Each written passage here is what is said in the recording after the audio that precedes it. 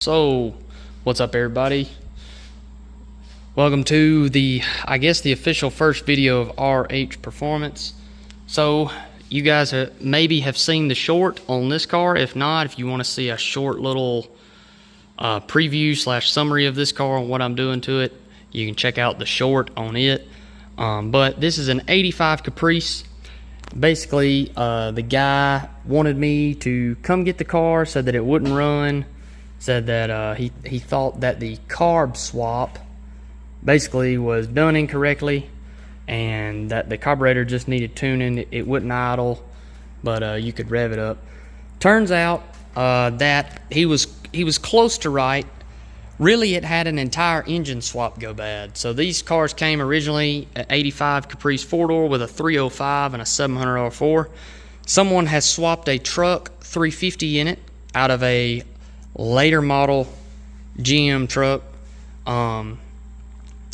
but basically they capped off the EGR coming off of the exhaust, but they did not block off the EGR very well on the intake. They tried to just kind of goop up a gasket and make it work. Ended up he had another intake laying around. So to help save him some money, because he's really just wanting to sell this so that we can work on the hot rod, I made him a block off for the intake manifold. This thing idles like a champ now. And I'm gonna try and remember to put up some pictures of how the engine bay looked before, and then you guys will be able to see finished product, right? But basically, when they pulled this engine out, they just started cutting cables that went to the engine itself. So battery cables weren't all that good. It wasn't getting good ground connections. The ground was actually ran to this body bolt right here, which is a self-tapper. So not running all that well. The alternator was not wired back up correctly. And luckily, the exciter wiring harness wasn't wired up correctly either, because the 105 amp charging wire was also ran to the ground on the frame. So probably would have made some really bad racket and possibly even burnt to the ground if they had wired the alternator up correctly. So luckily we were able to save his alternator. It is working and charging now. The electric choke was never wired up for the carburetor. I now have that basically just completely disengaged because I have not wired it up yet, because I'm finishing up the wiring harness. They ended up figuring out that since this is a later model 350, it does not have the block cut out for the mechanical fuel pump. However, they put the mechanical fuel pump back on, and I haven't fooled with one of those blocks before, so I'm not sure if they tapped those bolt holes, if those bolt holes come pre-tapped. They just didn't cut it out for the mechanical push for the fuel pump, because this was originally a TBI motor. But nonetheless, I've got a block off plate to go back on here, because they did mount a clicky clacky cheap Edelbroken 12 volt electric fuel pump that they have in line on the frame, and that is this guy coming right here, which we're going to be cleaning up this wiring harness as well, because it's pretty much not using any of it anymore, and he's deleting AC. So once we get done deleting or cleaning up the wiring harness and kind of tucking it out of the way and only getting 12 volt power to what we need, then we're going to move on to putting our block off plate on this guy, just because it's going to clean up the engine bay and he wanted to pay for it, so we're going to put it on there. It's going to make it look better, yada yada yada. Also, he has a water pump seeping, so I have not filmed any of the work in progress up to this point, because it's just been basic stuff. Checking for 12 volt power for my known circuits, filling in that big vacuum leak, and then just mounting the air filter and the air cleaner assembly. And then all I did then was rig up an oil pressure gauge, because he wanted to know the health of the motor. So I've got my gauge set up, rigged up, and once the oil change was done, She now idles with a good solid 50 psi of oil pressure. Power steering pump was near dry, so I'm guessing this is the original pump from the truck and they just never filled it back up because it has no leaks when running. And then after that, all I did was top off the brake fluid, and I haven't seen any leaks so far. And I also put on a geometry bracket for the 700R4, which it didn't have, which he's very lucky he did not burn up. So now all of that's in good working order. It is a crankable running car, and I also put the pre-terminated battery cables, one positive to the starter and then one negative right, and wired up the alternator. So now we're kind of getting to the meat and potatoes of this build. Pretty much he just wanted this as a maintenance build. This build has to get put together so that he can sell it, so then he's going to turn around and use the funds from selling this car to help build a motor for his next car, which me and my shop are going to be building. So now what I'm going to be doing is, he's got lifetime warranty on the water pump that is seeping and leaking really, really bad. He opted to, let's just go on ahead and put a whole new water pump on, so that's what we're going to do. And then he's not worried about AC, so the AC canister I took off, the AC compressor and bracketry I'm going to take off. Then we're going to run a shorter belt just to the power steering and down to the crank pulley.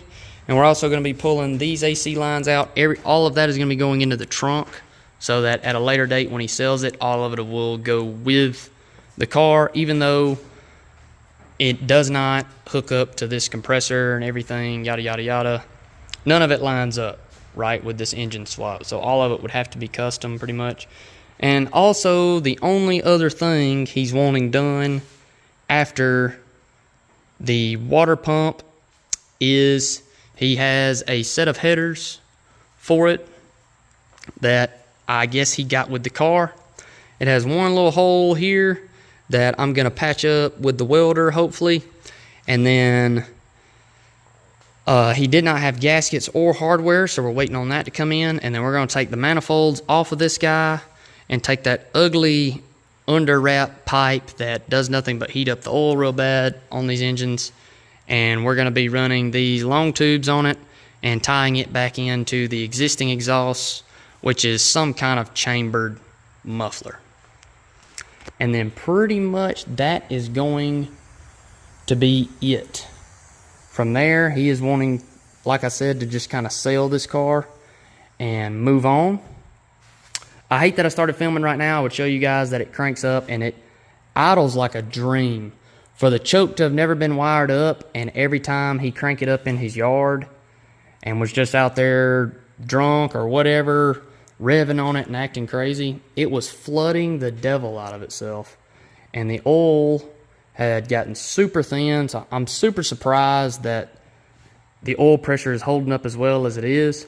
If the water pump hadn't been pissing, I would have completely ran it up to temp just to see if the oil pressure dropped way too far. But odds is, if it's idling at 50 psi cold, I'm going to assume, since it doesn't smoke out of the tailpipes anymore from running rich, it's probably okay now. So as long as the transmission will still shift, he probably has a pretty good odds of still selling this car.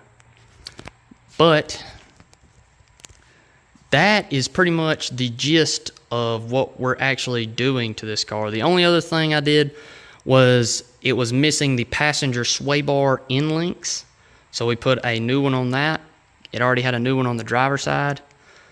And then from there, I'm pretty much just tidying up this wiring harness, which I'll show you guys at the end on that, making sure we're not going to have any fires.